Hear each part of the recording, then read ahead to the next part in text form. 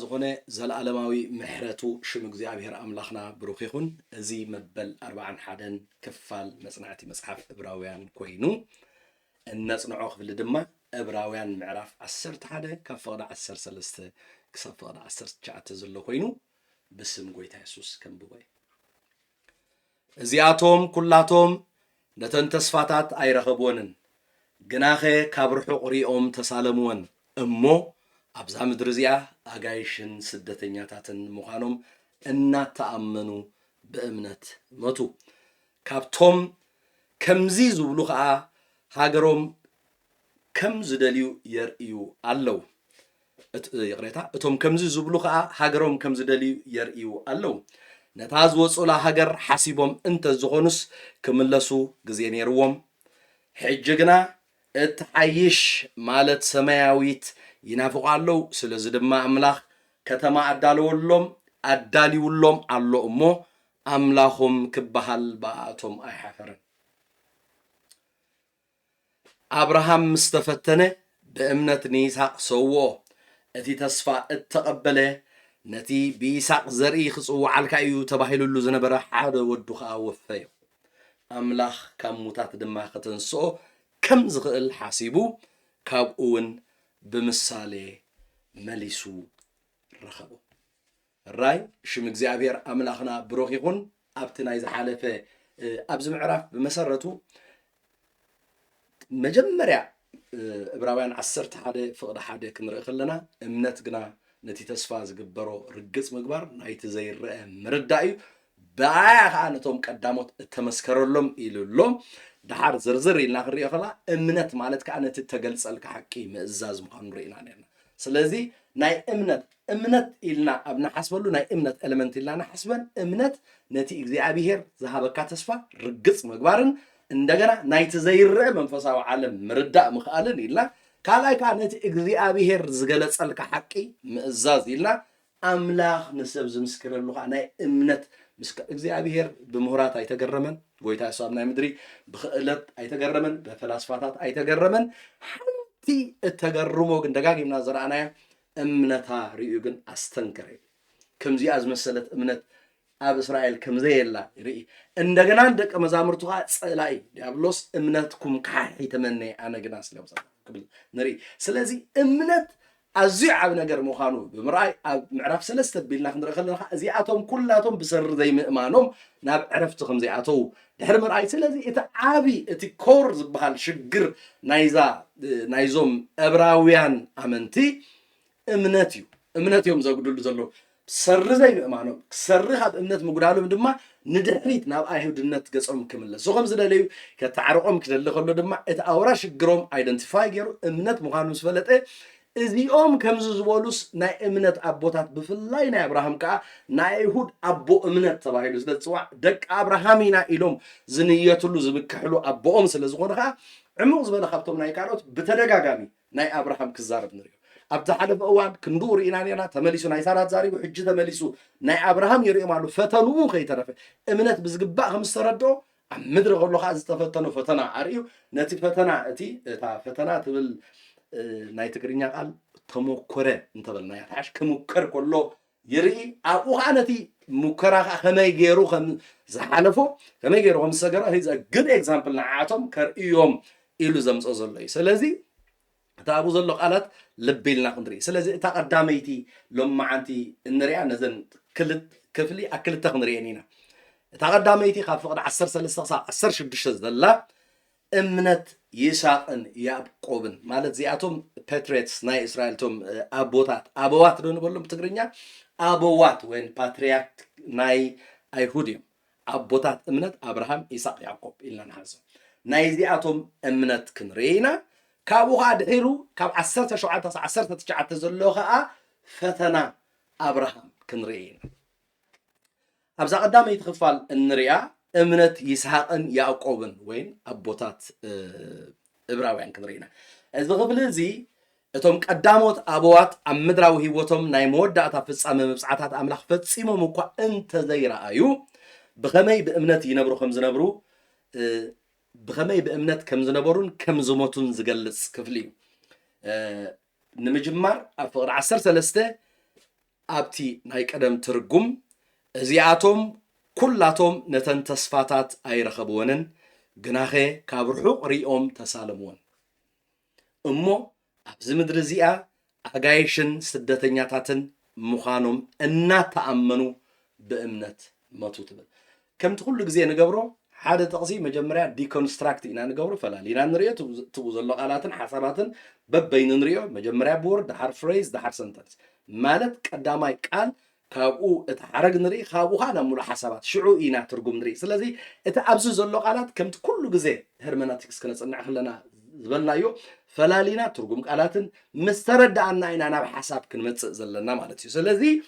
እዚ ንምግባር ከዓ ሓደ ካብቲ መሳርሒ ብዝተፈላለየ ቋንቋ ወይ ትርጉማት ከዓ ክንሪኦ ኣለና ኢላ ነርና ኣብዚ ሓድሽ ትርጉም ከዓ ከምዚ ኢሎም ፅሒፎም ኣለዉ እዚኣቶም ኩላቶም ኣብ እምነቶም ፀኒዖም ሞቱ ነተን እግዚኣብሔር ዘተስፈዎም ተስፋታት ኣይረኸብዎንን ግናኸ ካብ ርሑቕ ሪኦም ብሓጎስ ተቐበልዎን እሞ ኣብዛ ምድሪ እዚኣ ኣጋይሽን ስደተኛታትን ኢና እናበሉ ከዓ ሓለፉ ትብል ሽዑ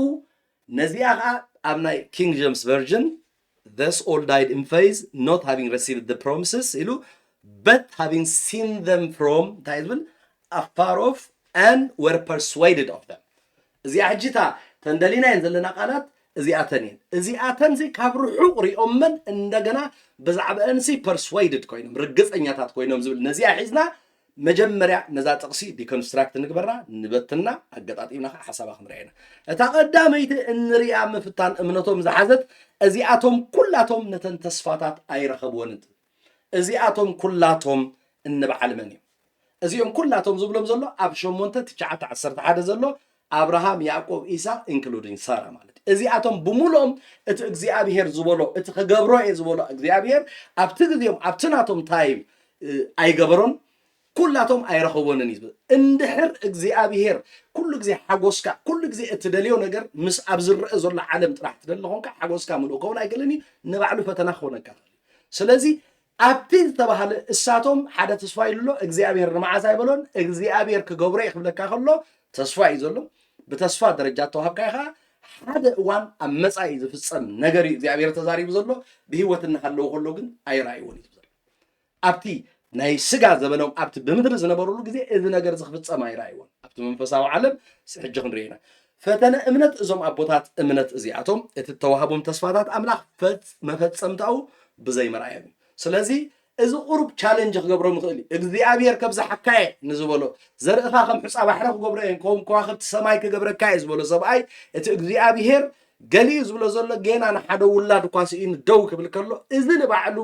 ፈተና ክኾነካ ኸሊ ክትሙከር ትኽእል ኢኻ በዚ እግዚአብሔር ክሳዕታ ናቱ ምድብቲ ግዜ ትመጽእ ኣምላኽ በለ ኮነ እግዚአብሔር በለ ኮነ ኣዘዘ ቆመ ድማ ነገር ግና እቲ ኣምላኽ ዝበሎ ግዜ ክሳዕ ዝበጽሕ ንስኻ ከመይ ትርእዮ ነታ እምነት ማለት ነቲ ተስፋ ዝግበሮ ርግጽ ምግባርን ናይቲ ዘይርአ ከዓ ምርዳእን እዩ ስለዚ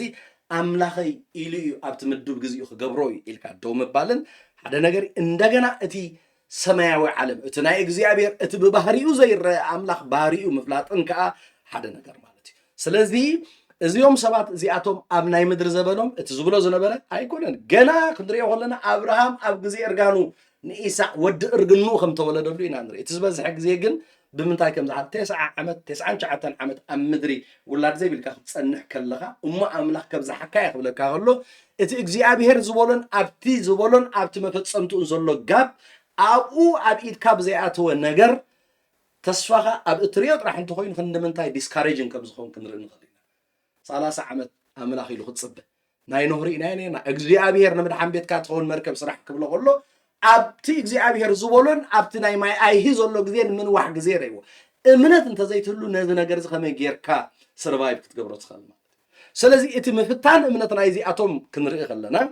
ከዓ እዚኣቶም ነተን ተስፋታት ኣይረኸብዎንን ብርግጽ ኣይናይ ተስፋ ክንርአ ኢና ግን እዚኦም ኣይረኸብዎንን እንተዘይረኺብካዮ እምበኣር እምነትካ ሽዑ እያ it takes faith ነዚ ከምዚ ዓይነት ነገር ሰርቫይቭ ክትገብር ካብዚ ከምዚ ዝበለ ኩነታት ወፂኻ ክትሓልፍ እምነት የድልየካ እምነት ማለት ግን ነቲ እግዚአብሔር ዝበሎ ርግጽ ምግባር ኣምላኽ ሓደ ነገር ክገብር ይኽብለካ ከሎ ኣምላኸይ ዝበለኒ ክገብሮ እዩ ምባል እንደገና ናይቲ ብዓይኒ ክርአ ዘይከኣልካ ከም ዘሎ መረጋገፂ እያ እምነት ክንብል ኣነ ኣማኒ እየ ክንብል ከለና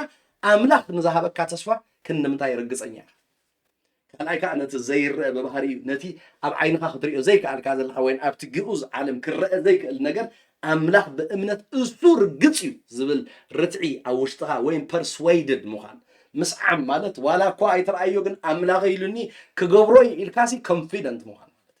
ስለዚ ምፍታን እምነት ከም ዘይረኸብዎን ነተን ኣምላኽ ዝበሎ ኣብ ግዜኡ ኣይረኸብዎን ካብዚ እንመሃሮ ነገር ንእግረ መንገድና ኣፕሊኬሽን ኣይንጅምርን ግን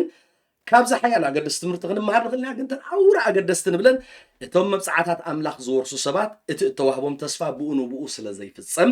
መብዛሕትኡ ግዜ ኣመንቲ ነቲ ኣምላኽ ክህቦ ቃል ዝኣተወሉ ተስፋ ትዕግስቲ የድልዮ ኣማኒ ሓደ ካብቲ ክህልዎ ዝግባእ ትዕግስቲ ኣብ እዋን መከራ ምፅማም ምዕጋስ ዝበሃሉ ከምዚኦም ዝኣመሰሉ ነገር ክህልዎ ይግባእ ኣምላኽ ክህበካ ይኽብለካ ከሎ መዓስ እንተዘይፈሊጥካ ኣብ ሓደ እዋን ግን ኣምላኸይ እዚ ነገር እዚ ክገብሮ እዩ ኢልካ ትዕግስቲ የድልየካ ምዕጋስካ ኣገዳሲ ይኸውን እንደገና ተስፋ ነቲ ዝርዮስ ተስፋ ዝገብሮ ከመን እዩ ኣብ ኢድካ እንተመፂና እንታይ ተስፋ የድልዮ ተፈፂሙ እንዲ ስለዚ ኣምላኽ ተስፋ ክህበካ ከሎ እምነት ግና እንታይ ኢና ኢልና ነቲ ተስፋ ዝግበሮ ሲ ርግፅ ምግባር በቃ እቲ ኣምላኽ ክገብሮ እየ ዝበለካ ነገር ሲ ርግፅ እዩ ኣምላኸይ ኣብ ግዜኡ ክገብሮ ይኽበኒ ኢልካ ልክዕ ከም ዝተቐበልካዮ ምንባር ማለት እንደገና ናይቲ ዘይርአ ከዓ ምርዳእ እዩ ይብላልና እቲ ካልኣይ ክነስተውዕሎ ዘለና ንሕና ዘለናዮን እዞም ሰባት ብቐጥታ ናባና ከይነምፅኦ ዝኽኣል እዚ እዚ ዘለናዮ ዲስፐንሴሽን ናይ መዋዕለ ፀጋ ንብሎ ናይ ፀጋ መጋበ ግዜ ኢና ዘለና ሕጂ እዚኦም ዘለዎ ከዓ ናይ ኣበዋት መጋበ ግዜ እዩ ኣብዚ ናቶም ተስፋ እዩ ነይሩ ኣባና ግን ሪያላይዜሽን ናይቲ ተዋህበ ተስፋ እዩ ኣብ ሮሜ ክንፅናዕ ከለና ትዝክሮ ኢኹም እቲ ተስፋ ንቦታት ሂብዎ ኣብርሃም ተስፋ እዩ ኣብርሃም ከማን ኣብ ብሉይ ኪዳን ኣይኮነን ነይሩ ኣብርሃም ኣብ ዘበነ ተስፋ እዩ ተስፋ ምስ መፀ ሙሴ ሕጊ ተቐቢሉ ብሉይ ኪዳን ንብሎ ካብታ ኪዳን እቲኣ ዘላ እንዳሓረ ደድሕሩ ግን ክርስቶስ ምስ መፀ ግን እቲ ንኣብርሃም ዝተዋህቦ ተስፋ ሙሴ ከዓ እንደገና ሞግዚት ኮይኑ ንክርስቶስ ክንጥምት ዝገበረና ሕጊ ካብኡ ዝክመፅእ ከለና ከዓ ዘበነ ፀጋ ንብሎ ክርስቶስ ተገሊጹ እዩ ስለዚ ክልተ ነገር እዛ ቀዳመይቲ ትዕግስቲ የድልየና እታ ካልአይቲ ከዓ እዚ ክንርኢ ከለና ዘበነ ፀጋ ግና ካብ ዘበነ ኣቦታት ዝያዳ ፍሉይ ብልጫ ከም ዘለና ክንሓስብ ይግባአና ንሕና ሕጂ ምስ ኣብርሃም ኣይኮንናን ክንርኢ ዘለና ካብዚ ምክንያቱ ብዙሕ ካብቲ ንዓኣቶም ርሑቕ ዝነበረ ኣማዕድዮም ዝረኣይዎ ተስፋታት ንሕና ግና ኣብቲ ብክርስቶስ ዝተፈፀመ እቲ ንሶም ኣማዕድዮም ዝረኣይዎ ተስፋ ኣብኡ ኢና ንነብር ዘለና ስለዚ ልክዕ ከም ዘለዎ ወሲድና ኣብኡ ክንኣቱ ኣይንኽእልን ንሕና ኣብ መፈፀምታ ዝረኸበ ተስፋ ኢና ንነብር ዘለና በዓል ኣብርሃም ግን ኣብ ብሉይ ኪዳን ዘይኮነ ኣብቲ ዘበነ ተስፋ ኣብ ናይ ኣቦዋት ግዜ እዮም ዘለዉ ስለዚ እቲ ቀዳማይ ፈተንኦም እንታይ ኢልና ክንጥቕላዕ ፈተና እምነቶም ኩላቶም ነቲ ተስፋ ይረኽቦም ግን ትዕግስቲ የድሊ ነይሩ እምነት ማለት ግና ነቲ ተስፋ ዝግበሮ ርግፅ ምግባር ናይቲ ዘይረአ ከዓ ምርዳእ ኢልና ፈተና እምነቶም እታ ቀዳመይቲ እዚኣቶም ኩላቶም ተስፋ ነተን ተስፋታት ኣይረኸብዎን ትብል ንዓ ስሒቕዳ ትመፅኻ ኣብ ከምዚ ዝበለ ዘይፍፁም ኩነታት ማለት እቲ እግዚኣብሔር ሓደ ነገር ክገብር እየ ኢሉካ ወይ ሓደ ነገር ኣብ ቃሉ ተስፋ ሂቡካ ነገር ግና እቲ ንስኻ ትሓልፎ ዘለካ ቁሩብ ፍልይ ኣብ ዝበለ ወይ እቲ ናይ እግዚኣብሔር ምልኣት ግዜ ወይ ናይ ፍፃመ ግዜ ኣብ ዘይበፅሓሉ እዋን እዚ ተስፋ እተገብረሉ በረከት እኳ እንተዘይተረኽበ እምነትካ ክንድምንታይ ኣክቲቭ ትኸውን ንጡፍ እምነት ክህልወካ ከም ዝግባእ ንሪኦ ማለት እዩ እንታይ እዩ ዝብል ሽዑ ነዚ ከምዚ ዝበለ ዘይፍፁም ኩነታት ዝነበረ ናይ እምነት ተግባራቶም ከርኢ ዝፍትን ሽዑ ነዚ ከርኢ ነተን ተስፋታት ግና ኢሉ ሽዑ ካብ ርሑቕ ሪኦም ተሳለምዎን ትብል ደድሕራ ትመፅእ ቀዳመይቲ እዚኣቶም ተስፋታት ኣብ ግዜኡ ኣይረኸቦን ሕጂ ኢሳቅ እሞ ኣብ ግዜኡ እንዲ ተወሊዱ ግን ኢሳቅ ኣይኮነን እቲ ተስፋ እቲ ሑፃ ባሕሪ ክኸውን ዘርኢ ዝብል ግን ኣብ ግዜኦም ሑፃ ባሕሪ ክኸውን ኣይረኣየን ሓደ ኢሳቅ ረኺብዎይ ብኢሳቅ ኣቢሉ ዝመፅእ ኢሳቅን ያዕቆብን ከማን ምስኡ ኣብ ድንኳን እዮም ስደተኛታት ኮይኖም ነይሮም ግደፍ ሕፃ ክኾኑሲ ንባዕሎም ኣብ ሒደት ኮይኖም እዮም ዝነብሩ ነይሮም ብዛዕባ ሳራ ሰበይቱ ሞይታ ከማን ብዛዕባ ናይ ምድሪ ተስፋ ክንሓስብ ተኮይናሲ ኣብኡ ካብ ኡር ናይ ከለዳውያን ወፂኡ ኣብ ከናን ኣትዩ ብርግፅ ግን መቃብር ሰበይቱ ዝኾነ መሬት ክልምን ከሎ ርኢና ኢና ዝሓልፍ ስለዚ እንታይ ኢና ንብል ዘለና እቲ ተስፋ ኣይናይ ተስፋ እዩ ዘይተፈጸመ ዘርኢ ውላድ ሂብዎ ግን ትዕፃ ባሕሪ እቲ ብክርስቶስ ኢየሱስ መፈጸምታ ዝረክብ ግን ኣብ ግዚኡ ከም ዘይርዮ ርእይዎ ኣይናይ ምዃኑ ንሕና እንተንኾን እግዚኣብሔር ዳ እቲ ማዕርን ፀባን ተውሕዝ ዓዲ እዚኣ እንድያ እዚኣ ኢሎም ጠጠው ኣይበሉ ኖ እንታይ እዮም ኢሎም ነታ ኣምላኽ ዝሃናፅያን ዝሰርሐን መሰረት ዘይብላ ከተማ ይፅበዩ ስለ ዝነበሩ ኢሉ ወል እታ ማዕርን ጠስምን ተውሕዝ ትበሃል መሬት ግን ኣትዮም ግን እቲ ክኸውን ዘሎ ኣብቲ ካብ ሕሉፍ ዘለዓለም ክሳዕ መጻእ ዘለዓለም ዘሎ ግዜ ግን ሪኦም ኣይናይ ተስፋ ምዃኑ ስለ ዝፈለጥዎ እዚ ፍጻሜ ኣይረኸበን ኢሉ ኣብርሃም ይስሐቅ ወሊዱ ግን ትቢ ይስሐቅ ክመጽእ ዘለዎ መሲሕ ኣብ ግዚኡ ከም ዘይከውን ርኢ እቲ ብክርስቶስ ኢየሱስ ኩልና ደቂ ኣብርሃም ተባሂልና እንጽዋዓሉ ግዜ ዘበነ ክርስቶስ ወይ ዘበነ ግዜ ጸጋ ንብሎ ወይ ናይ ቸርች ኤጅ ንብሎ ክኸውን ከሎ ግን ኣማዕድዮም ግን ንዑ ሪኦም ሞላ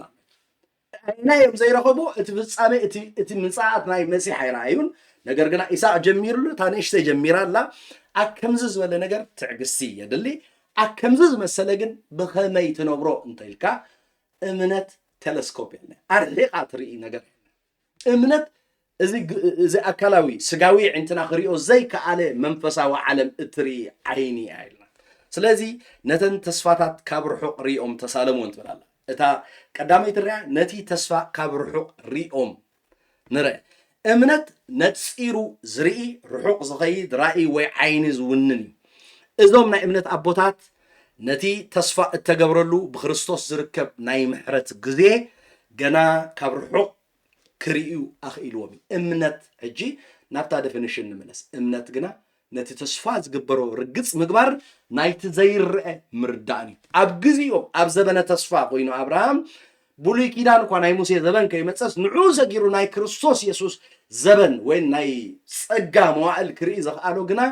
እምነት ይበሃል እምነት ነቲ ተስፋ ዝግበሮ ርግፅ ምግባር ናይቲ ዘይርአ ምርዳእን ስለዚ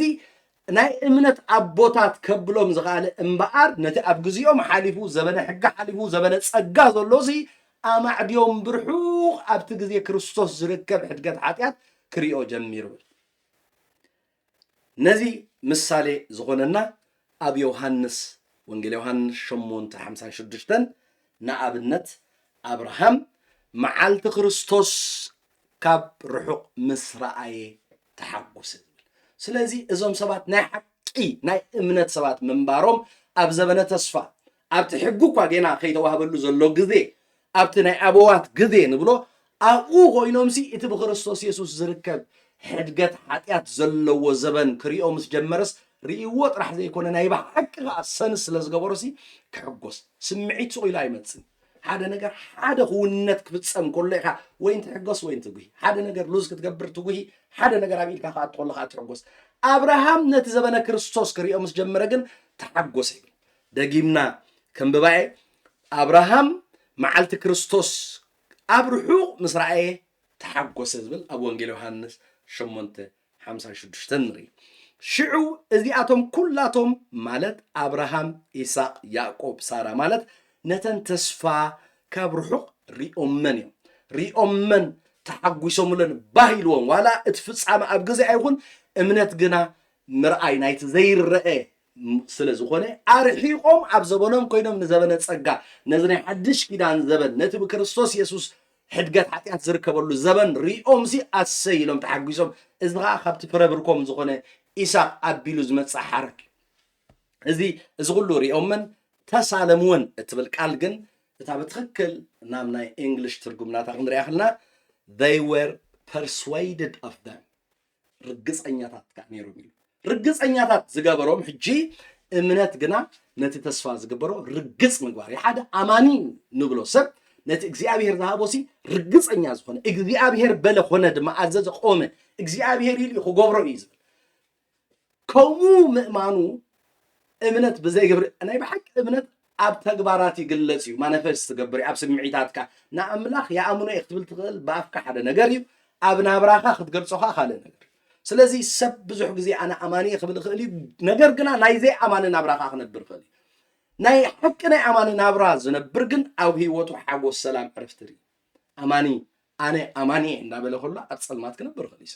ኣብ ቃንዛ ኣብ ጭንቀት ኣብ ፀበባ ክነብር ክእል እዩ ነገር ግና ናይ ብሓቂ ኣማኒ ግን በዚ ዝሪኦ ዘሎ ነገር ዘይኮነስ በቲ ዘይርአ ነገር ስለ ዝነብር ኣብቲ ዝሪኦ ዘይኮነሲ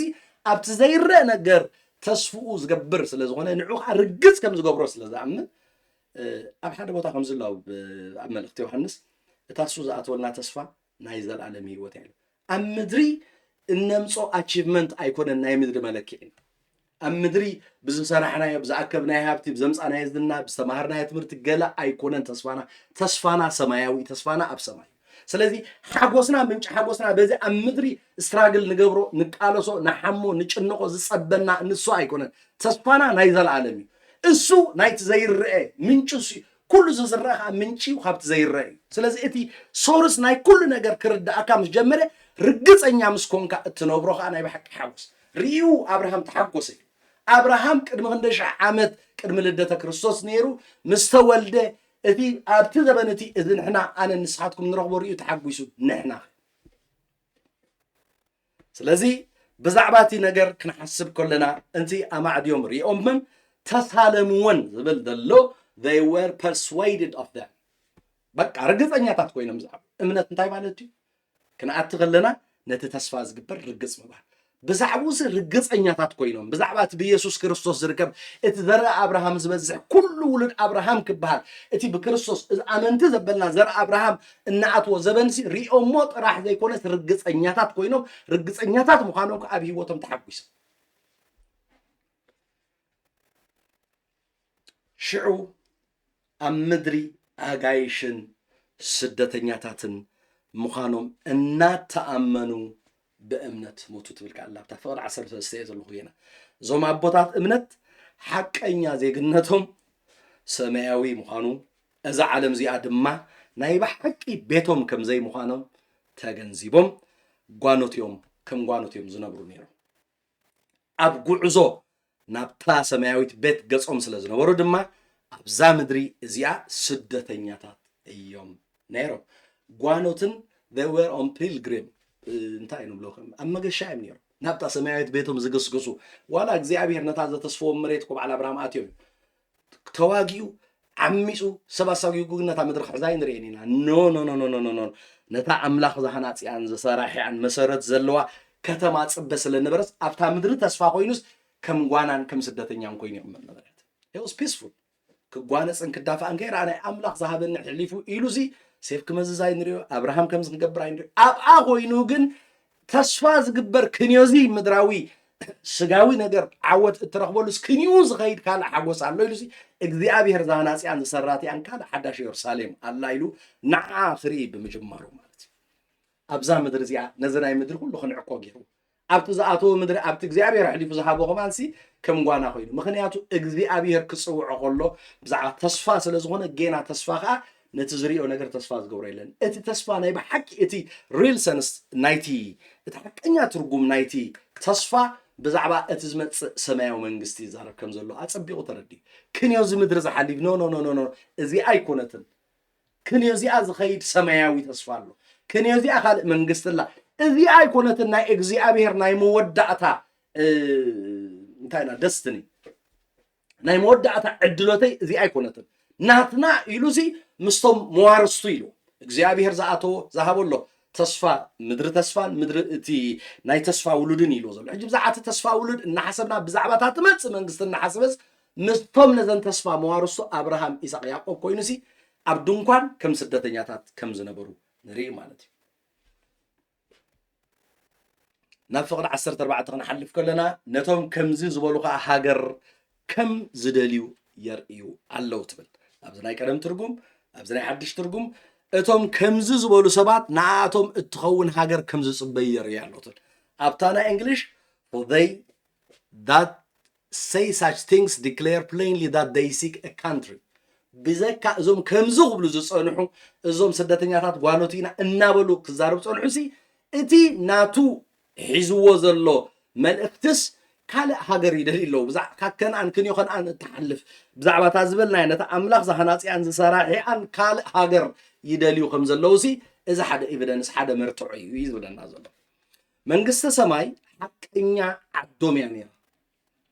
ምንጭ መንፈሳዊ ህይወትን ኣምላኽ ዘዳለወሎምን ውርሽኦም ከዓ እሳ ምዃና ተገንዚቦም እዮም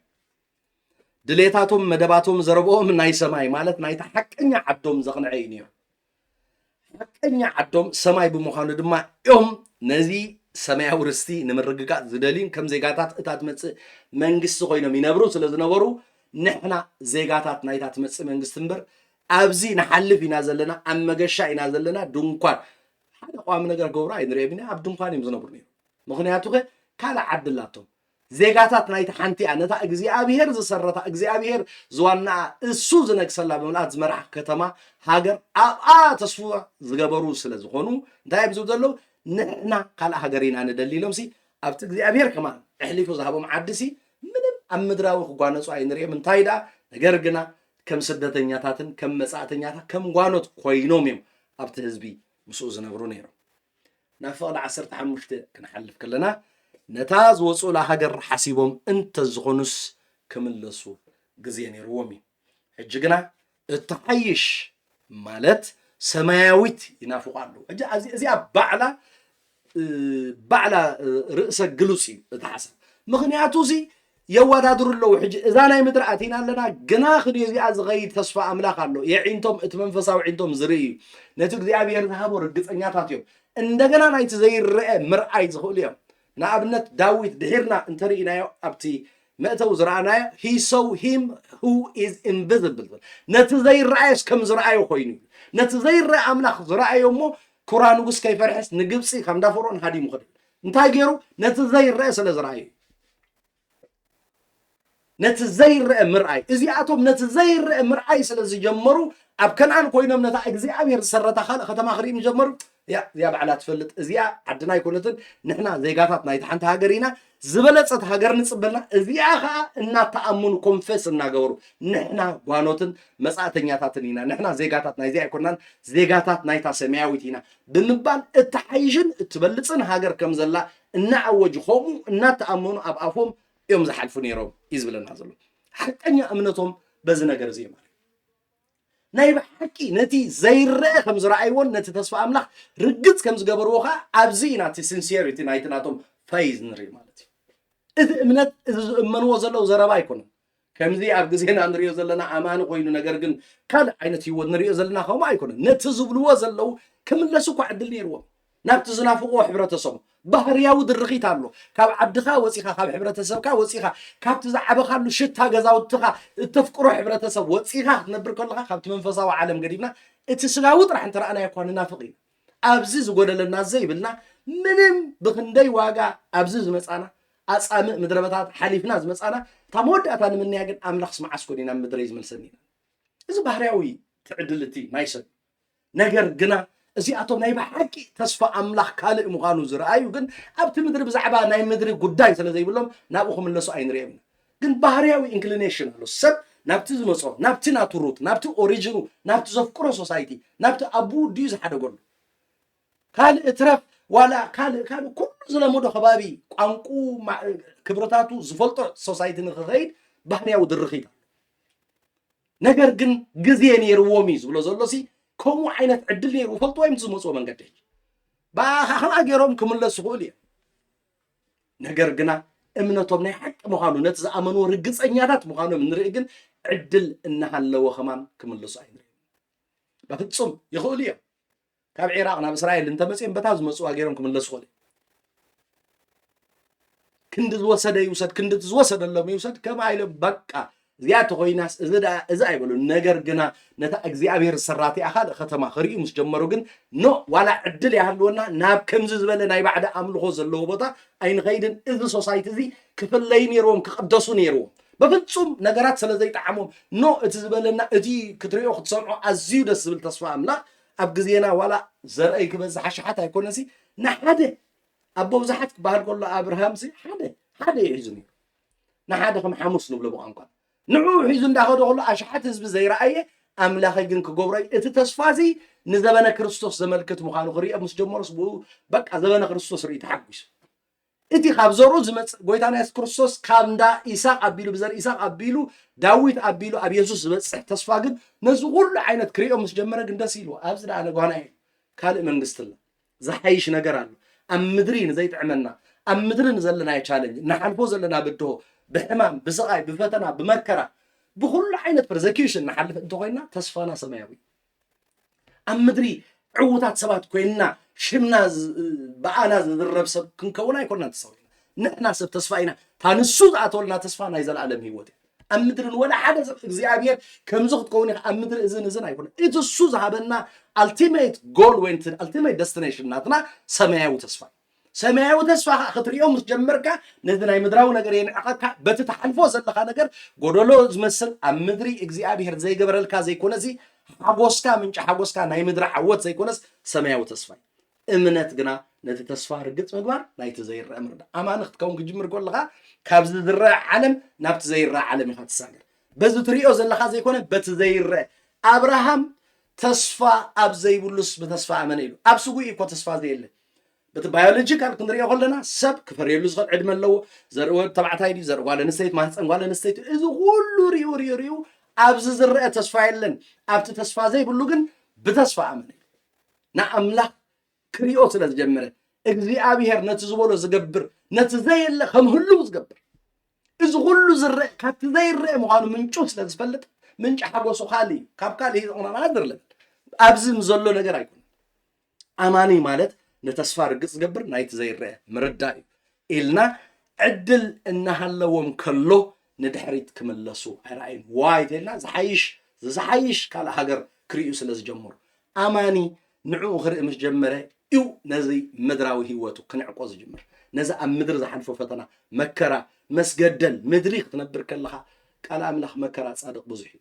تانو قويتا زي تقبلت مريت نعانا خدت عملنا خد قبرلنا إناح نحسبين غدين يوزب لنا زلو نقرقنا منش تسفانا منش حقوسنا منش كل مسألنا عنا اتسمايا وعالم انتو غينو نحنا حقوسات كوينا كمتي أبراهام معلتات كريستوس ريز تحقوس نحنا معلتات ناتنا اتي كالي اتي بكريستوس دك أستسيو اندقنا دحن وعل دحن حدر أبو نبعت عين زدر رزول دحن وعل دحن حدر زي ولو هاجر كنريهم تجمرنا جن نزل لنا يخلنا نعقون جمرينا جن كندي كاباين كاباخاتكم منينا نزل تسفازي لومي أمنت تباهينا رجسيت سلازي نتازوص ولا هاجر حسيبهم انت الزخونس اتبل اتقداميتي ناب كان ان بمخادم اي تدعسون نتازوص ولا هاجر اي نافقون كملسون ايدلين بتمساسالتهم املاخ بحقي كبحاتيات زصوعهم نابتناي قدم هيوتهم كملسوا ايكلونيم ازيኦም حجي كنرسعو زي بلنا ابراويان اليوم ارستنا قدمنا بهيوتنا ابلكيشن مجمارنا ازيኦም نتينا حد هيوتهم كنافقو جميرهم زلو اماني نتو قديف وز مس هيوت اي نافقني مكرا كله خل تشالنج كله خل دخام كله خل أمدري تصبين زي تصبين نجار وندزنا خلك كأخلي جنة حدي كاز مسخة أي تنافقني خا كاب هي وتابرهم زينة أنت الزداني خبروه كلني ربي نجار جنا أتي تراي مود أتعلم جن أبزز الله خير خناتات أنت زي تعمك كوا قلب الدهوز اللوز مثل هو التحالفي وين تحلف حاو حبتي أنت اللي خا إذا قولوا ندحريت كتملس زجبر بقع مخنيات أيكونن منفس أو سب كالق هاجر يزتمت كالق سماي يزتمت كابزا مدرزي أستحيش تسفالاتنا إلو مساعد كريستوس أماني بايزوي اندحر ناي بحق مساعد قويتا زينا فقوينو تسفى أملاخ هيوتو طارة كيف تشالو نناي قويتا نجر حرر زي بالتقوين نتسمعو نجر أم مدري زلنا أم مدر عوتات سبات نكور كابانا نلعب عوتات سبات مليون مالو بناي مدري نجر السو يكون نسوعنا تخالاي كملسو غزين يروم يلنا كالاي نابتاز مسؤول عاد نخملسو بحرياو زخون درخيت كم زلو خنزارب صنيحنا نعوغن ايغبرون اذا صنعات زين كلهم امنتي ابنت كوينو كم زغلغل جن لبخ نبل اتا سالسيتي التحيش مالت سماويت ينافقلو سلازي عينيتي اتحشرنا اتا منጭ مصننا منጭ عرفتي منጭ سلام دحن وعال دحن در زي بالله قنزا سغا زي بالله مفللاي زي بالله زبحال زي بالله اتا املاخ معس دالكا زيت بلا نزل عالم مستم الف آلافات ملاقتن እግዚአብሔር እንምለኸላ ሰማያዊት ከተማ እንሐስብና እንብር ከለና ንዓ ይኹን ናፍቆትና ክርስቲያን ንዓ ይዝናፈ ኣብ ምድሪ እዚ ኣችብ ግብሬ ኢልና እንምነዮ ነገር ክህልወና ይግባ ንሱ ሕማቅ ማለት ኣይኮንኩን ነገር ግና ናይ መወዳእታ ዕድሎትና ጽዋዕና ንሱ ኣይኮን እተሓይሽ ሰማያዊት ከተማ ክናፍቅ ይግባና ማለት እዩ ከምኡ ኢላሽዑ እዚኣቶም ኣብታ ፍቅሪ 13 ታ መወዳእታ والا نتن تصفاتات اي رخبون رجصنياتات بمخان تصفا املاح جن بامنت موتو تبل مالتي እቶም ንፍርሒ ስዒሮም ንፈተናታት ሰይጣን ተቃይሞም ሞት ንክገጥሙ እምነቶም ደጊፍዎም ተስፋታት አምላኽ ከም ዝፍጸም ሙሉእ ብምሉእ ርግጽ ብምዃን ወይ ብምእማን ድማ ብእምነት ይሞቱ ነይሮም ነገር ግን ኩሉ እቲ ተባሃለ ሕፃ ባሕሪ ከም ከዋኽብቲ ሰማይ ዝበሃል ዘሎ ገና ኢሳቅ ሒስካ ናብ ጉድጓድ እናቀረብካ ከላ ነዚ ዘበን ግን ኣማዕድዮም ብምርኣይ ኣምላኽ ዝበሎ ጽቡቕ ነገር ክኸውኒ ክፍጸሚ ሓደ እዋን ብክርስቶስ ኢየሱስ ዝርከብ ሓድሽ ኪዳን ዝበሃል ዘበነ ምሕረት ክመጽእ እናረኣዩ እናተሓጎሱ ኣብ ዘበነ ተስፋ ኮይኖምሲ ዘበነ ጸጋ ርዮም እናተሓጎሱ ኣብ ምድሪ ብእምነት ሞቱ እዩ ዝብለና ዘሎ ማለት እግዚአብሔር ከ ገፋዓ ኣምላኽ ዲ ነቲ ዝበሎ ኣብ ምንድው ግዜ ይገብር ንዓቶም ከ እንታይ ዓስቢ ሂብዎ እንታይ ነይሩ ዓስቦም ከምዚ ኢሎም ክሳዕ ክንዲዛ ዓይነት ቆራጽነት ናይ እምነት ካብ ሕብረተሰቦም ካብቲ ዝወፅሉ ኣቦኦም ኣዲኦም ወዲ ሓቦም ወዲ ሓትኖኦም መትዓቢቶም ዘለዎ ሓዲጎም ንኣምላኽ ተኣዚዞም ወፂኦም ክነብሩ ከለዉ ነገር ግና ልክዕቲ ኣምላኽ ዝበሎ ኣበየናይ ግዜ ከም ዝፍጸም ኣማዕድዮም ክርእዩ ከለዉ እግዚኣብሔር ኣምላኽ እንታይ ገይሩ እንተኢልና ኣብ ፍቕዲ 16 መልሲ ኣለና ስለዚ ድማ ኣምላኽ ከተማ ኣዳለወሎም ኢሉ እግዚኣብሔር ኣምላኽ ይባረኽ ነቶም ዝጽበይዎ ዘይሕፍር ኣምላኽ ነቶም ዝደልይዎ ዘይሕፍር ዝርከብ ኣምላኽ ስለዚ ድማ እዩ ኢሉ ስለዚ adverbial clause of reasoning ስለዚ ክንብል ከለና ንሳቶም ስለዝኣመንዎ በዚ ምክንያት እሱኻ ከተማ ኣዳለወሎም ከይኣመንካዮ ምድላው ኢሉ ስለዚ ነቲ እግዚኣብሔር ዘዳልዎ ኣምላኽ ኣመንዎ ስለዚ ድማ ከተማ ኣዳለወሎም እዞም ናይ እምነት ኣቦታት ኢሳቅ አብርሃም ያዕቆብ ሳራ ንኣምላኽ ኣመንዎ ከተማ ኣዳልወሎም ስለዚ ድማ ኣምላኽ ከተማ ኣዳልይውሎም ኣሎሞ ኣምላኾም ክበሃል ከዓ እንደገና ኣይሓፍረን ስለዚ በኣናሲ እዩ ዝብል ኣሚኖሞ ኣብርሃም ኢሳቅ ያዕቆብ እዩ ኣሚኖሞ ኣብዚ ምድሪ እናነበሩ ነቲ ሓደ ምዕራፍ ናይ ህይወት ክርእዩ እናጀመሩ እግዚአብሔር ከም ዝገብሮ ኣብቲ ምድብ ግዜ ናይ እግዚአብሔር ኣብቲ ምድብ ታይም ፍሬም ክፍጽሞ ምዃኑ ኣሚኖሞ ኣምላኽ ከ ባቶም ኣምላኾም ክበሃል ኣይሓፍረን ክጽዋዕ ከሎ ኣብ መጽሓፍ ቅዱስ that's why ኣምላኽ አብርሃም ኢሳቅ ያዕቆብ ዝበሃል ምንም ኣብ ዘይብሉ ወላ ሓንቲ ነገር ኣብ ምድሪ ቻሌንጅ እናሓለፉ ከለዉ ኣምላኽና ክገብሮ ኢሎም መዓልታት ኢየሱስ ሪኦም ንዝተሓጎሱ ብተስፋ ኣምላኽ ርግጠኛታት ንዝኾኑ ንዓኣቶም እውን እቲ ዝኣተወሎም ተስፋ ከተማ ኣዳለወሎም እታ ዝብህግዋ ነታ ኣምላኽ ዝሃናፅያን ሰራሕያን ከተማ መሰረት ዘለዋ ከተማ ነታ ዝጽበይዋ ዝነበሩ ከተማ ኣዳልይውሎም በኣቶም ንዓኣቶም ኣምላኽ አብርሃም ኢሳቅ ያዕቆብ ሳራ ባልካ ኣይሓፍር ኢንትሮዲስ ክገብር ከሎ ርእሱ ከላለ ከሎ ኣምላኽ አብርሃም ኢሳቅ ያዕቆብ ተባሂሉ ይጽዋዕ ስለዚ ትብል ቃል ኣዝያ ገዳሲት እያ ስለዚ በዚ ምክንያት እዚ ማለት እዩ በየናይ ምክንያት ብተስፋ ኣምላኽ ርግጽ ብምዃኑ ነቲ እግዚአብሔር ዝበሎ ክገብሮ ኢሎም ርግጽ ንእግዚአብሔር ኣብ ቃሉ ሒዞሞ ኣምላኽ ኢሉ ክገብሮ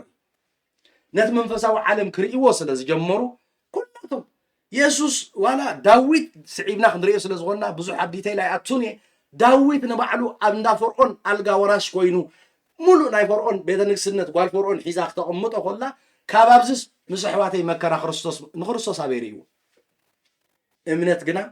ናይቲ ዘይርአ ምርዳእ እዩ ኣርሒቕካ ምርኣይ ምኽኣል ማለት እዩ መንፈሳዊ ዓለም ሰማያዊ ዓለም ክትርኢ ምኽኣል ማለት እዩ ስለዚ ንተስፋ ኣምላኽ ርግጽ ዝገብርን ናይቲ ዘይርአ ምርዳእ ንዘለዎ ሰብ ስለዚ ይብል ንዑ ከተማ የዳልውላ ኣምላኽ ይብለና ብኡ ከዓ ሽምኩም ኣእትውሉ ኣምላኽ ብርሃነ ክበሃል ኣይሓፍር ስለዚ ካብዚ ክንሪኦ ዝፀናሕና ክንወስዶ ንኽእል ቴክ ኣዌይ እንተሎ ኣምላኽ ናይቶም ሓቀኛታት ኣመንቲ እዩ እቲ ሓቀኛ ትብል ሰምሩላ ኣማነ ሓቀኛ ኣሎ ዘይሓቀኛ ኣማነ ብኣብ ፍጥራይ ኣማነ እየ ዝብል ስለ ዝብል ኣምላኽቶም ናይ ብሓቂ ዝኣምንዎ ኣምላኽ እዩ ከምቲ ንርእሱ ንኣምላኽ አብርሃም ኢሳቅ ያዕቆብ ክብል ከሎ ዝገብሮ ብግልፂ ብከምኡ ከዓ ነቶም ዝኣምንዎ ብከምዚ ርእሱ ከላሊ ኣምላኽ ሽምኩም እናእቱ ኮጅ ኣምላኽ ብርሃነ ኢሉ ክእምን ንሕና ከዓ ከምኡ ከምዚ ትዝኣመና ማለት እዩ ዋላ እኳ እንተደኸሙ ዋላ እኳ ኣብ ገለ ነገር ስንፈታት አብርሃም ዘይተጋገየ ይኮን አብርሃም ዝገበሮ ርኢና ኣለና ድሓር ክንሪኦ ንኽእል ኢና ግና ትዝዓበየ ግን ብተስፋ ኣምላኽ ግን ኣብቲ ማይነር ዲቴይልስ ኣይኮነን ዝኣቱ እግዚኣብሔር ኣምላኽ ብእምነት ኢና ድሒና ብእምነት ኢና ከዓ ምድሓና ንዕቅ ስለዚ እንታይ እዩ ዘሎ ኣምላኾም ክበሃል ኣይሓፈረን ስለዚ ከዓ ከተማ ኣዳልወሉ እዚኣ ድሕሪ ምባል ኣብታ ካልአይቲ ፈረቓ ናይ ዛሎም መዓንቲ መጽናዕትና ዝዓበየ ፈተና እምነት አብርሃም ትብል ካብ 17 19 ዘለዋ ክልተ ጥቕሲ መስዋእቲ ይስሐቅ ክንርኢ ማለት እዩ። ስለዚ ጸሓፊ መጽሓፍ ዕብራውያን ንእምነት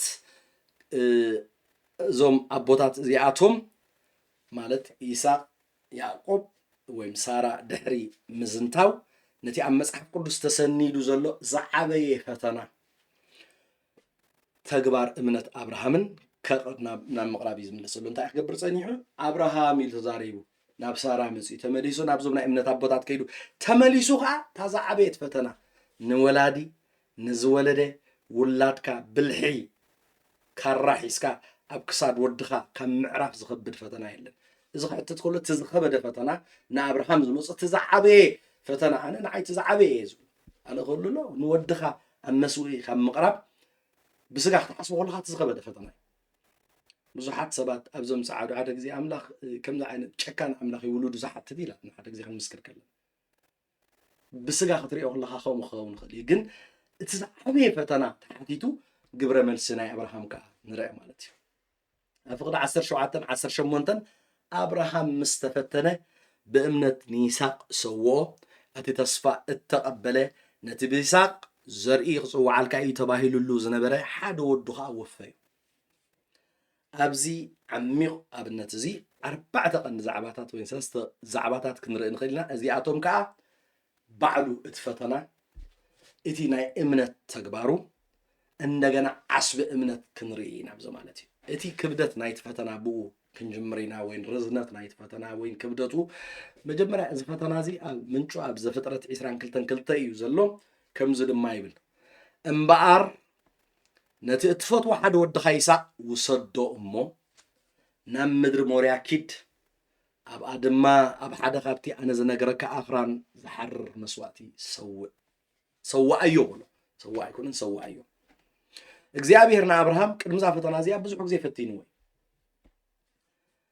ገለ ንምዝካር ካብ ዓዱ ክወፅእ ካብ ኡር ናይ ከለዳውያን ናብ ዘርኤካ ኣቢልካ ውፃእ ተኣዚዝዎ እዩ። ብስደት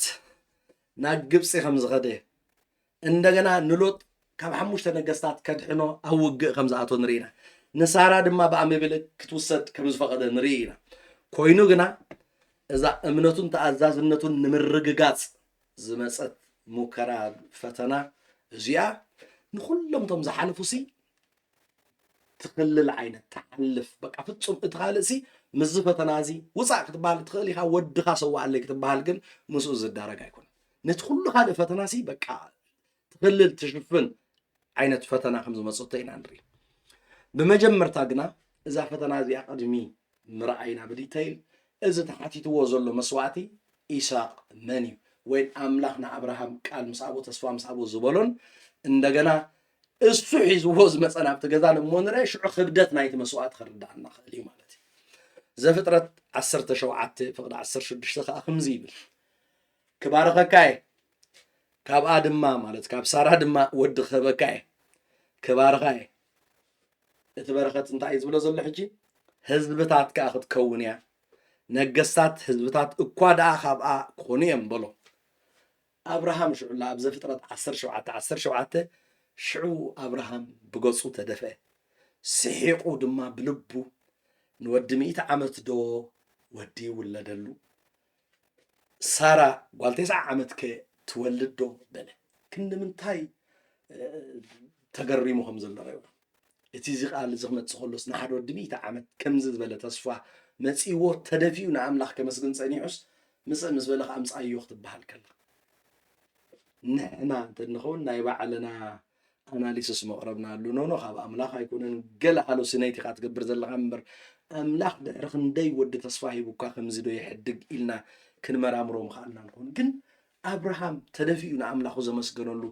ይስሐቅ ማለት ናብቲ ቤት እቲ ሰሓቅን ሓጎስን ሒዙ ዝመፅእ ውሉድ ሕጂ ይሕተት ኣሎ። ኣብ ዘፍጥረት 21 ፍቕዲ 5-6 ድማ ከምኡ ንርኢ አብርሃም ድማ ወዱ ይስሐቅ ክውለደሉ ከሎ ወዲ 100 ዓመት ኮይኑ ነበረ ሳራ ከዓ ኣምላኽ ሰሓቅ ገበረለይ እዚ ሰምዐ ዘበለ ከዓ ኩሉ ምሳይ ይስሐቅ በለት። ስለዚ ብምላድ ይስሐቅ ነገስታት ህዝብታት ምብዛሕ ከም ከዋኽብቲ ሰማይ ከም ሕፃ ባሕሪ ምዃን ክርዩ ጸኒሖም እንደገና ሳራ ድማ ኣነ እዚ ዝረአየ ኢላ ስሒቓ ምስዓይ ተሓጎስ ምሳይ ይስሓቅ ዝበለት ሓጎሶምን ሰሓቆምን ተስፍኦምን ዝቕንጥጥ ብዝመስል ፓራዶክስ እዩ ዝመስል እዚ ቃል እዚ ግርጭት ናይቲ ተስፋን እቲ ክውንነትን እቲ ተስፋን ዝጋጮ ዘሎ እዩ ዝመስል ክሕተት ከሎ ማለት ስለዚ እቲ ሪያሊቲ ከምዚ ዝመሰለ ድሕሪ 100 ዓመት ዝውለደሉ ተደፊኡ ንኣምላኽ ዘመስገነሉ ምሳይ ተሓጎስ ዝረአየ ዝሰምዐ ምሳይ ተሓጎስ ኢሎም ዘመስገኑሉ ውሉድ እዮም ዝሕተቱ ዘለዎ ነዚ እንታይ ይብሎ ኣሎ ምንስ ኢልና አብርሃም ዝተፈተነ በእምነት ይስሐቅ ሰውነ ተስፋ ተቀበለሉ በይስሐቅ ዘርኢ ክጽዋዓልካ ዝበሎ ማለት ነዚ አምጻዩ እዚ ውላድ እዚ ብዛዕባ ይስሐቅ ሰለስተ ነገር ክንሐስብ ይግባአና ይስሐቅ እቲ ዝፈትዎ ወዱ ይልዎ ከም ነፍሱ ብዕምቆት ዘፍቅሮ ወዲ እርጋኑ ኣብ መበል 100 ዓመቱ ዝተቀበሎ ዝፈትዎ ወዱ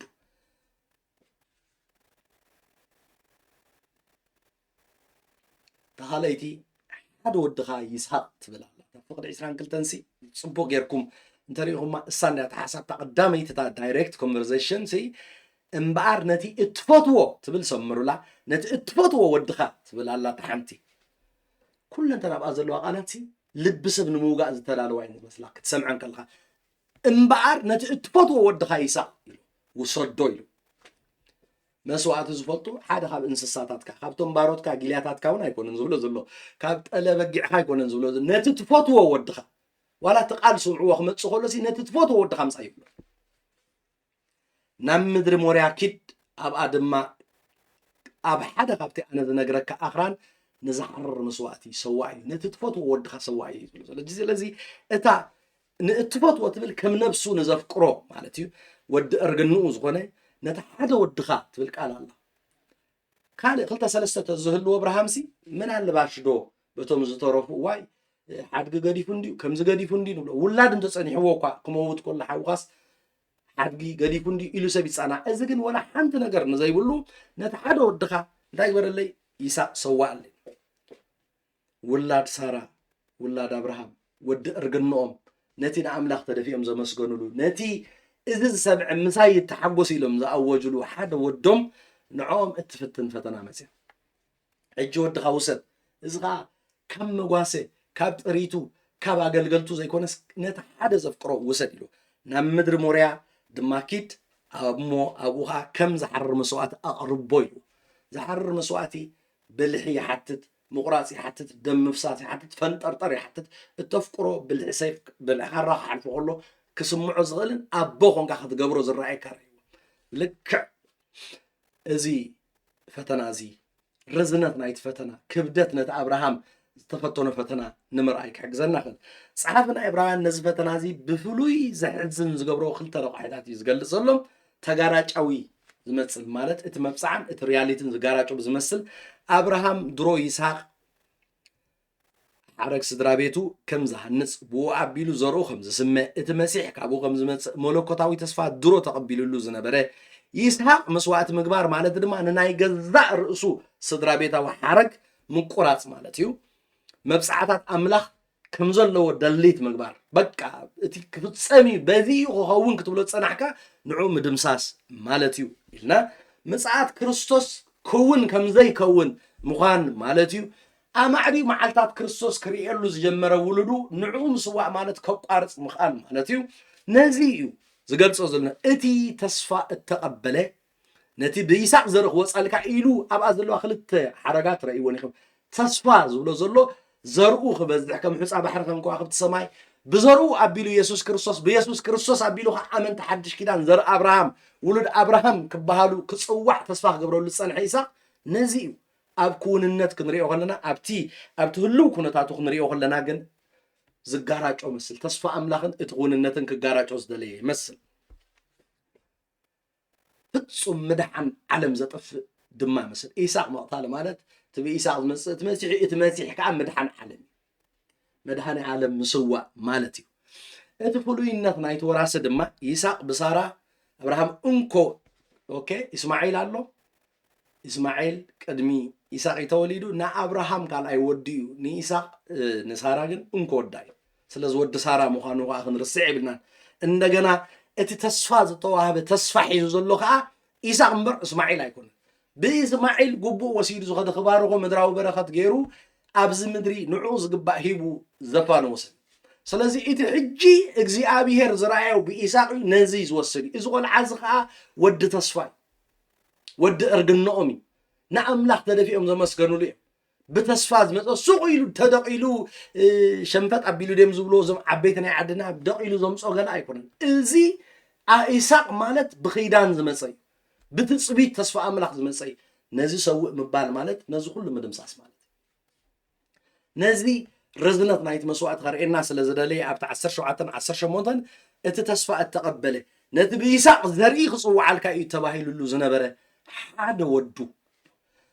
تعدون كوني لازعاتو تعمل كاتا زي يقولوا حوجن اسماعيل نيرو اسماعيل جن ود تسفى يكون تسفى أملاق زحزة أيكون اسماعيل قال في ستيتي لكم رأي وزم كل ما هبطمات أسو زحزة يساق ملك لنا جن مدهن عالم زحزة سلازي تقول له تسفى زحزة بإسماعيل زصوع زريل بإساق جن نحنا قوا أبزر أبراهام كنا أتجرنا سلازي أنت أزي خبي دجبره نزيل أمنته تفتينا أمنته خب بخماي execute جرا بخماي فتسيموا انتيلنا أبراهام أكمزز ولا برتوع فتنا أزجنا أبراهام نخصوه تعزز نتقول له تصفى زحزة نتتجارج أو كواز مثل كتريو كتسمعه كل خاص مستغون النت جارج أوز مثل تأزاز أملا نعم كأزاز كلنا كجبرو كفتسمه كلنا النري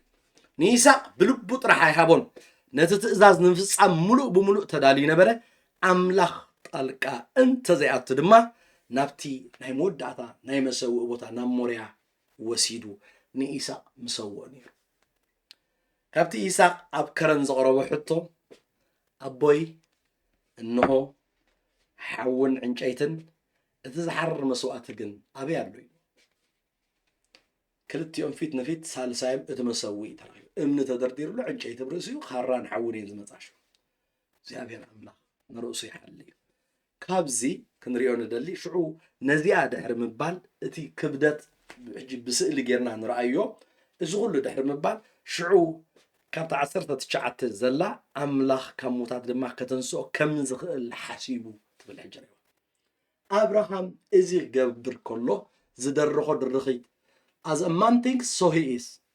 سب كم تزحسبه خموي هيوت كاويات في الفيلم لعنا كله نلبخ حلو مالت انت بلبخ تحسبه زلخا يا صراحه تنبرو ابراهام زحسبه سي صبح انت عايز بلا املاح كموتات كتنسو خم زغل حسيبو تبل تقوم زغبرو زلو تقوم عينت تبعت يبو زلو خبي يمصيو نز خمس عينت فتان غناتا زحلف انتيلا بزعبه املاح زحسبه بزعبه املاح انتي تحسبي انتي يحسب انتي تحسب إذا بأملاك تحسوا حسابي نهيوتك أبقدسنا أبصدقي أبتأزازنا تمرك يسيف أفتنا فتن قول أبزموتك أتقولوزي سبك واتزير عينس أملاك كريني بزعب أملاك تريو نتنايلو بن أبراخاي يدرخوي سلازي أبأسرت تشعتك أدميتا موتو زلاس أدمي مسواتو زلاسي أملاك كموتات دماغ تنسو خمزغل حاسيوت سلازي أبينا مديتيت نيبر أبينا نحسب لبنا أنت عايز حسب بزعباتي إمنتنا زمت بزعبة أجزاء بير لبنا أنت عايز حسب نتينا أملا زبرت تنا أبراهام أب إمنته رينفورس جبر له زبرت علو زت أنكره أب إمنته صنع كوين خسع ودو حيزو كسوء زوصدو أملاخ كموتات كم زتنس كتنسو كم زكالو حاسب كله على النت أملاخ صبو غير يمديتيت غير أبو يتمديتيشن انتاي لولو ابي اسحر شمونت نتا ابو تصحيف زولو تطنققا ما انت تغبروس ليتن معلتن استنتنمو امبركاب افكا انت اي تغبرو اي تفليو نقال املاك تصحيف زولو استنتنمو تغبرو يخ ابراهام كاخستنتن جميرو املاك ولا انت موته كموتات كتنسو كم زغل حسيبوت بلدلا بوندر قبرنيرو املاك كسوي اوي زولو تسمع نغرغنا كتسو خمزغل يحسب سلازلو ابلبو تاولت زلو حسابات لب ابراهام تنا ابراهام غزيو زلو حسابات كالنت املاخي حيل املاخي كالاتو بقعاتو كجبر ناي مخال عقمو صبوق يرو حسب سلاصنه اودو نمسوا ندحريت ايبلن معناتي ንኣመንቲ ካብዚ ዝተርፈልና ነገር እንተሎ ኣምላኽ ሙታት ማለት መንፈሳውን ስጋውን ሞት ናይ ምትንሳእ ሓይሊ ኣለዎ። ኣምላኽና ትማሊ ሎሚ ንዘለኣለም ህያው ሓደ ግዜ ኣምላኽ ካብ ሙታት ተንስኡ ኢልካ ኣማን ኮይኑ እስከመይ ኢሉ ተንስኡ ዝብል ኣሎ እግዚኣብሔር ኩሉ ዝኽእል ኣምላኽ። ስለዚ ኣምላኽ ከምኡ እንተገይሩ ሎሚ እውን ከምኡ ክገብር ይኽእል። ብሕማም ንሓልፍ ብፈተና ንሓልፍ ብከቢድ ነገር ንሓልፍ እግዚኣብሔር ኩሉ ከልዕል ይኽእል። ተለዓሎ ሰናይ ተዘይለዓሎ ሰናይ እዩ ክልቲኡ ነገር ግና ኩሉ ከኣልነት ኣምላኽ ይሓስብ ብምፅንሑ ንምእዛዝ ንድሕሪት ኣይበለና። ካልእ ዓሚቕ እምነት ኣብርሃም ኣብ ናይ ኣምላኽ ናይ ትንሳኤ ሓይሊ እዩ። ንወዱ ክሳዕ ክስውኦ ከሎስ ዋላ እንተሰዋዕክዎስ ኣምላኽ ከተንሶ እዩ ሓስብ። ኣብ ሮሚ 4 ምዕራፍ ኬድኩም ክትሪእዎ ከለኹሲ ነቲ ዘየለ ከም ህሉ ዝቆፅር ማለት ካብቲ ናን ኤግዚስተንት ናብ ኤግዚስተንስ ዘምፅእ እዩ ዝብል ካብ ዘይምህላው ናብ ምህላው ዘምፅእ እዩ ነቲ ዘየለ ከም ህሉ ዝፅውዕ እዩ። ኣምራኻም ንኣምላኽ ክፈልጦ ከሎ ኣመነ ንፅድቂ ተቆፀረሉ ጥራሕ ኣይኮነን ብዛዕባ ከኣልነትን ሓይሊ ኣምላኽን ፅቡቅ ገይሩ ዝተረድኦ ሰብ ምዃኑ ክነስተውዕል ይግባአና። ብዛዕባ ለኣላውነት ኣምላኽ ምስትንታኑ ንፍርሒ ኣክቲቭሊ ከም ዝሰዓር ንሰዓር ዘለና ኣብ ሂወት ንደክም ዘለና ፍርሒ ዘሸንፈና ዘሎ ብዛዕባ ኣምላኽ እንታይ ንሓስብ መድሓኒቱ ንሱ እዩ። ብዛዕባ ኣምላኽና ክእለቱን ክነሓስብ ይግባአና ይብላሉ። ማለት እዚ ኩሉ ፈተና ምስ ሓለፈ ዓስቢ እምነት ኣብርሃም ከ እንታይ ነበረ እንተኢልና ካብኡ እውን ብምሳሌ መሊሱ ረኸቦ። ኣብ ልቢ ኣብርሃም ተውኢዎ እዩ ተፈፂሙ እዩ እቲ መስዋዕቲ ተፈፂሙ እዩ ገይርዎ እዩ በቃ ኣምላኽ ጣልቃ ኣትዩ ዝሕረድ ዝስዋዕ ገንሸል እንተዘይምፅእ ብልቢ ኣብርሃም ይስሐቅ ተሰዊ እዩ ከምኡ ክገብር ከም ዝኽእል እግዚኣብሔር ርግፀኛ ኮይኑ እንደገና ረኺብዎ። ካብዚ ክልተ ነገር እዩ እዚ ብምሳሌ ዝብል ዘሎ ኢነ ፊገራቲቭ ሰንስ እዩ ተጠቂሱ ዘሎ ፊገራቲቭሊ ስእላዊ እዩ። ብስእሊ ዚ ረኺብዎ ብስእሊ ሞይቱሎ ብስእሊ ከዓ ረኺብዎ እጂ እንታይ እዩ ክልተ ነገር ኣብዚ ኣብርሃም ኩሉ ኣሕሊፉ ስለ ዝሃበ ማለት ኣብ ልቢ ኣብርሃም ይስሐቅ ሞይቱ እዩ ዓስቡ ዕዙዝ ነይሩ ንወዱ ካብ ሙታት ብምሳሌያዊ ትርጉም ረኸቦ። ምሳሌ ትብል ፅቡቅ ጌርኩም ሰምሩላ ምሳሌያዊ ትርጉም ረኸቦ እያ ትብል እነ ፊገራቲቭ ሰንስ ብስእላዊ መንገዲ መልእኽቲ ሓደ ሓሊፉ ስእሊ ሞትን ትንሳኤን ክርስቶስ ኣብዚ ንርኢ ማለት እዩ። ቀዳማይ ይስሐቅ እቲ ፍቁር ወዲ እዩ ጎይታ የሱስ ከዓ ቢሎቭድ ሳን ፍቁር ወዱ ይነብሩ ብፍቃዱ ንኣቦ ኣሰኒ ናብቲ መሰዊ ዝግበረሉ ቦታ ከም ዝኸደ ንርኢ ኢና። በዚ ከምዚ እንደገና ይስሐቅ ከዓ ካብ ሞት ተንስኡ ይብል ኢየሱስ ክርስቶስ ተሰዊ ካብ ሞት ተንስኡ ልክዕ ንጎይታ ኢየሱስ ክርስቶስ ፊገራቲቭሊ እዛ መልእኽቲ እዚኣ ፍቁር ወዱ እዩ ሰዊኡ እግዚኣብሔር ኣቦኻ ኣብ ብሉይ ኪዳን ዘሎ መልእኽታት ኩሉ ግዜ ናብ ሓድሽ ኪዳን ኣምፂና ክንሪኦም ከለና ስለዚ ኣብዚ እንሪኦ ዘለና ኢየሱስ ክስዋዕን ኢየሱስ ክትስእን ኢና ንርኢ ዘለና። እቲ ፍቁር ወዲ ነቡ እንተ ነይሩ ኢየሱስ ክርስቶስ ከዓ ፍቁር ወዲ ንኣቡ እዩ። እቲ ካልኣይ በዚ ከምዚ ይስሐቅ ነቲ ብሓቂ ዝመውትን ከምዚ ትንስእን ክርስቶስ ኣቐዲሙ ዘመልክት ምሳሌያዊ መልእኽቲ ተቐቢሉ ማለት እዩ። ስለዚ ኣብርሃም ክሪኦ ከሎ ድሓር መዓልታት ክርስቶስ ረኣየ ዝብል ከመይ ኢሉ ኢየሱስ ክርስቶስ ሕድገት ሓጢኣት ከም ንረክብ በቲ ገንሸል ሓጢኣት ኮይኑ ኣብ መስቀል ውዒሉ ስለይን ስለካትኩምን ሞይቱ ንዑ ብምእማን ዝርከብ ሓጢኣት ነዚ ምስ ረኣዩ ኣብ ዮሃንስ መዓልታት ክርስቶስ ረኣየ ሞ ተሓጎሰት። እታ ካልአይቲ ከዓ ስእሊ ናይ መጻኤ ትንሳኤ ናይ ቅዱሳን ከዓ እዩ። ከምቲ ኣብርሃም ንይስሐቅ ወዱ ካብ ሞት ተመሊሱ ዝተቐበሎ ኩሎም ናይ ክርስቶስ ዘበሉ እሞ ዝደቀሱ ወይ ዝሞቱ ሓደ መዓልቲ ብሓይሊ ኣምላኽ ካብ ሞት ክምለሱ እዮም።